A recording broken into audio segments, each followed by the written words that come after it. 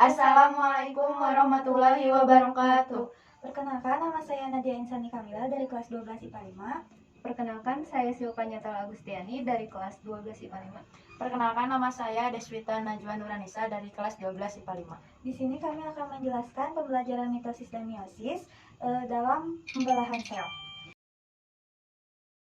Yang pertama, mitosis. Pengertian mitosis. Mitosis adalah pembelahan sel yang menghasilkan dua sel anak yang mempunyai jumlah kromosom yang sama dengan jumlah kromosom sel induknya dan memiliki sifat yang sama dengan sifat induknya. Pembelahan sel ini terjadi pada perbanyakan sel somatis atau sel tubuh. Tujuan dari pembelahan mitosis adalah untuk menambah jumlah sel pada proses pertumbuhan. Pada tumbuhan, pembelahan mitosis terjadi di bagian ujung akar, ujung batang, dan jaringan meristem atau kambium vaskuler dan kambium gabus. Pada hewan, pembelahan mitosis terjadi di jaringan embrional. Pembelahan mitosis berlangsung melalui beberapa fase, yaitu profase, metafase, anafase, dan telofase. Antara pembelahan mitosis yang satu dengan mitosis berikutnya, terdapat satu fase antara yang disebut interfase. Yang pertama, profase. Fase ini diawali dengan terjadinya perubahan pada inti sel dan sitoplasma. Perubahan pada inti sel ditandai dengan menghilangnya anak inti. Pada awal profase, membran inti masih terlihat. Lalu kromatin tampak sebagai granula butiran akan memanjang menjadi benang kromatin. Kemudian benang kromatin akan memendek dan menebal menjadi kromosom. Secara ringkas, profase ditandai oleh hal-hal berikut. Kromatin yang tampak seperti granula berubah menjadi benang-benang kromatin. Benang-benang kromatin memendek dan menebal menjadi kromosom. Kromosom berduplikasi menjadi dua bagian, di mana masing-masing bagian disebut kromatid. Kromatid melekat di beberapa benang gelendong di kinetokon. Anak inti menghilang.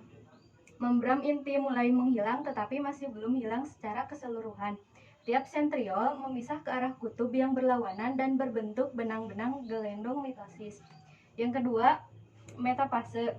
Secara ringkas, metafase ditandai oleh hal-hal berikut. Kromosom berjajar di bidang ekuator. Kromosom menjadi semakin pendek dan tebal. Membran inti sel benar-benar menghilang dan benang gelendong meluas dari satu kutub ke kutub lainnya. Yang ketiga, ada anafase. Pada fase ini, sentrometer dari masing-masing kromatid membelah menjadi dua, kemudian kromatid yang berada di bidang ekuator memisah dan membentuk lagi dua buah kromosom. Selanjutnya, kromosom bergerak menuju ke arah kutub-kutub yang berlawanan. Secara ringkas, anafase ditandai oleh hal-hal berikut. Pertama, sentromer dari masing-masing kromatid membelah menjadi dua. Kromatid yang ada di bidang ekuator memisah dan membentuk dua buah kromosom. Yang ketiga, kromosom bergerak menuju ke arah kutub-kutub yang berlawanan. Dan yang terakhir, kedua kutub sel memiliki koleksi kromosom yang lengkap dan jumlah yang sama. Yang keempat, ada telofase, yaitu tahap terakhir. Fase ini merupakan fase akhir mitosis. Pada fase ini, kromatid-kromatid mengumpul pada kutub-kutub, benang gelondong menghilang, kemudian kromatid menjadi kusut.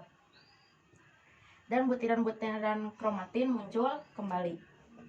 Secara ringkas, telofase ditandai oleh hal-hal berikut. Yang pertama, kromatid menjadi kusut dan butiran-butiran kromatin muncul kembali. Yang kedua, benang-benang gelendong menghilang. Yang ketiga, membran inti membentuk kembali dan anak inti muncul kembali. Yang terakhir, terbentuk dua sel anak yang mempunyai sifat dan jumlah kromosom yang sama.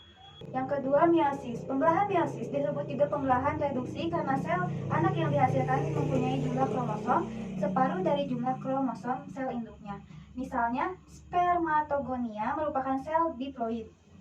Pembelahan meiosis hanya terjadi pada alat reproduksi, yaitu pada waktu pembentukan gamet atau gametogenesis. Pembelahan ini sangat penting untuk mempertahankan komposisi atau jumlah kromosom di dalam tubuh keturunannya, sehingga jumlahnya sama dengan parentalnya atau induknya atau orang tuanya. Meiosis 1. Yang pertama, ada profase 1 dibagi menjadi 5 bagian. Yang pertama, leptoten, kedua zigoten, ketiga pakiten, keempat diploten, kelima diakinesis. Metafase 1.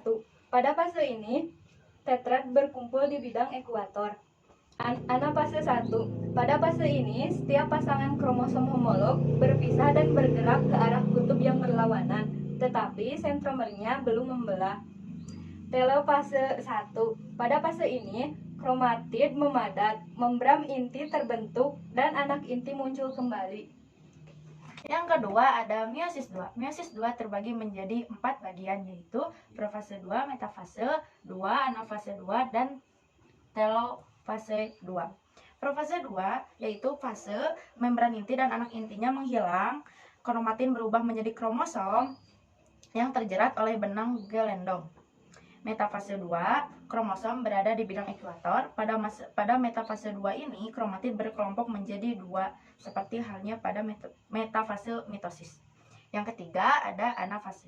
Anafase, fase ini sentromelnya membelah dan kromatid terpisah sempurna. Dan yang terakhir ada telofase 2, yaitu fase ini kromatidnya berkumpul pada kutub pembelahan, kemudian berubah menjadi kromatin kembali. Sekian dari kelompok kami, mohon maaf atas segala kekurangannya. Wabillahi taufiq wal hidayah. Wassalamualaikum warahmatullahi wabarakatuh. Dadah. Bye bye.